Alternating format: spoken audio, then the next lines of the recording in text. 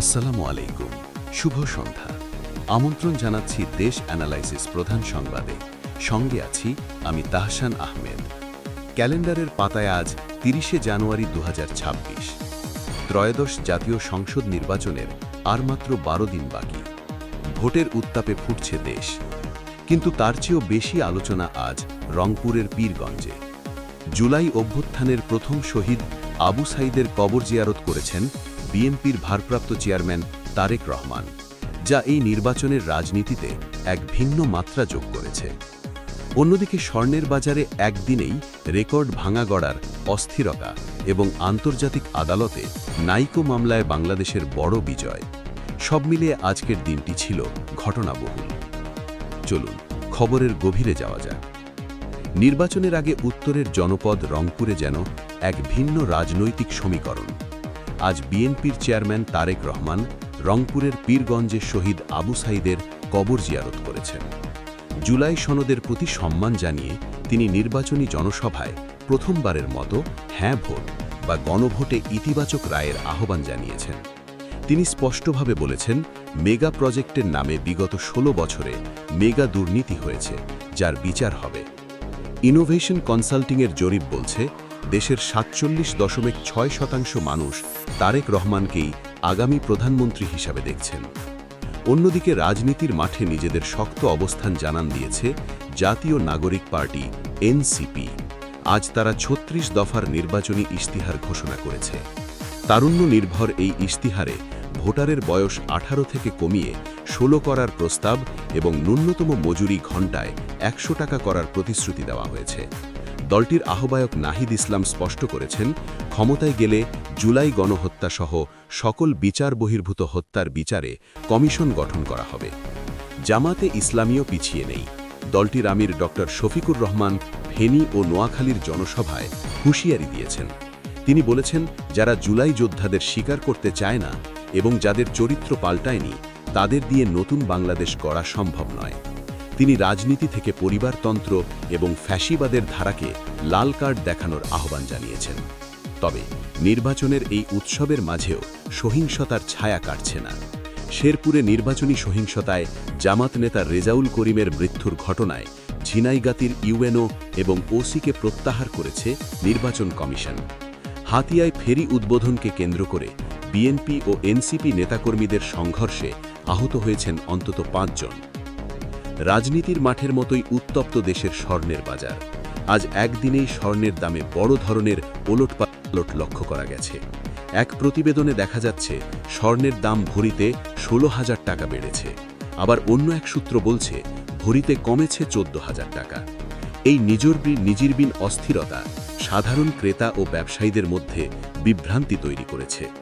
তবে অর্থনীতির জন্য স্বস্তির খবর এসেছে আন্তর্জাতিক অঙ্গন থেকে।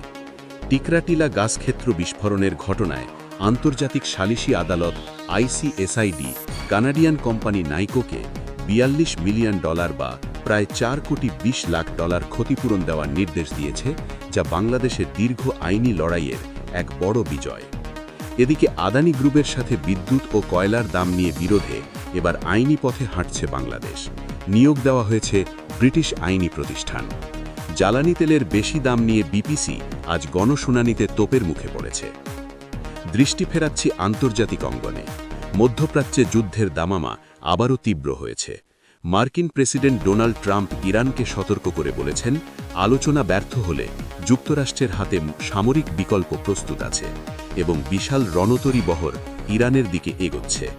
ট্রাম্পের নির্দেশে পারমাণবিক শক্তিচালিত বিমানবাহী রণতরী ইউএসএস আব্রাহাম লিঙ্কন এখন মধ্যপ্রাচ্যের জলসীমায়। পাল্টা জবাবে ইরানও অনড়। তেহরান স্পষ্ট জানিয়েছে, তারা যে কোনো হামলার জবাব দিতে প্রস্তুত এবং তাদের আঙুল ট্রিগারে রয়েছে। ইরানের রেভলিউশনারি গার্ড হারমুজ প্রণালীতে লাইভ ফায়ার মহড়া চালিয়ে নিজেদের শক্তি প্রদর্শন করেছে।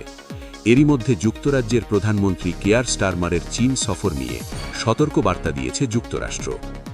খেলার মাঠে আজ বাংলাদেশের জন্য গর্বের দিন। প্রথম সাফ নারী ফুটসাল চ্যাম্পিয়নশিপে অপরাজিত চ্যাম্পিয়ন হয়ে দেশে ফিরেছে বাংলাদেশ দল। বিমানবন্দর থেকে ছাদখোলা বাসে করে তাদের বর্ণাঢ্য সংবর্ধনা দেওয়া হয়। সাবিনা মনিকাদের এই দেশের ফুটবলে নতুন দিগন্ত উন্মোচন করেছে। তবে ক্রিকেটে কিছুটা হতাশার সুর।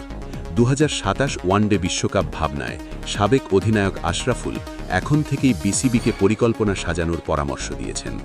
অন্যদিকে টি-20 বিশ্বকাপ শুরুর মাত্র 2 সপ্তাহ আগে বাংলাদেশের সরে দাঁড়ানো বা বাদ পড়ার বিষয়টি নিয়ে আন্তর্জাতিক বিশ্লেষকরা একে বিশৃঙ্খলা বলে অভিহিত করেছেন। বিনোদন জগতে আজ বড় দুটি খবর। জাতীয় চলচ্চিত্র পুরস্কার 2023 ঘোষণা করা হয়েছে। সেরা অভিনেতা আফরান নিশো এবং সেরা অভিনেত্রী হয়েছেন আইনুন পুতুল। অন্যদিকে ভারতের সঙ্গীত তারকা অরিজিৎ সিং সিনেমা থেকে গান গাওয়া বা প্লেব্যাক থেকে অবসর নেওয়ার ঘোষণা দিয়েছেন, যা তার ভক্তদের জন্য বড় ধাক্কা। এছাড়া বলিউড শাহজাহান শাহরুখ খানকে মুম্বাই বিমানবন্দরে তল্লাশির মুখে পড়তে হয়েছে। চিকিৎসা ও বিজ্ঞানে আজ দুটি কৌতূহলোদ্দীপক খবর রয়েছে। 3 ব্যক্তির ডিএনএ ব্যবহার করে জেনেটিক রোগমুক্ত সুস্থ শিশুর জন্মের খবর পাওয়া গেছে, যা চিকিৎসা বিজ্ঞানে এক নতুন অধ্যায়। তবে উদ্বেগের বিষয় হল রাজশাহী মেডিকেলে অজ্ঞাত এক রোগে এক নারীর মৃত্যু হয়েছে, যা নিয়ে আইসিডিসিআর অনুসন্ধান শুরু করেছে। সবশেষে আবহাওয়ার খবর। মাঘের মাঝামাঝি সময়ে এসেও উত্তরাঞ্চলে শীতের তীব্রতা কিছুটা অনুভূত হচ্ছে, বিশেষ করে রংপুর ও রাজশাহী অঞ্চলে, যেখানে আজ বড় জনসমাবেশ ছিল। তবে বিশ্ব স্বাস্থ্য সংস্থা জানিয়েছে ভারত থেকে নিপা ভাইরাস ছড়িয়ে পড়ার ঝুঁকি আপাতত কম। আজকের মতো সংবাদ এখানেই শেষ করছি। পরবর্তী সংবাদ দেখার আমন্ত্রণ রইল। শুভরাত্রি।